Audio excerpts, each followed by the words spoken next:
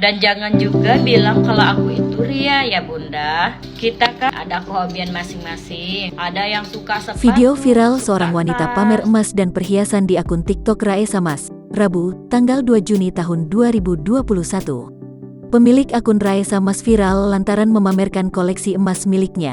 Tak tanggung-tanggung, wanita tersebut memakai seluruh koleksi emasnya di leher, tangan, hingga di jari-jari. Bukan tanpa sebab, emas-emas yang dipamerkan wanita tersebut terlihat sangat mencolok. Salah satunya adalah kalung emas miliknya. Unggahan emak-emak itu mendapatkan tanggapan dari berbagai warganet. Ada yang mendukung, tapi ada juga menganggap pamer.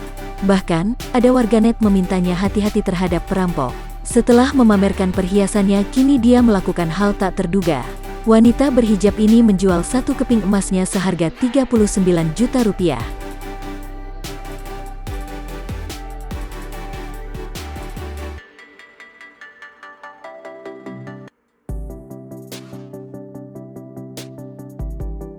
Diketahui, Raesa Mas menjualnya di sebuah toko emas Anda. Toko emas ini berada di Jalan TP Rustam Effendi, Palembang, Sumatera Selatan di hari yang sama.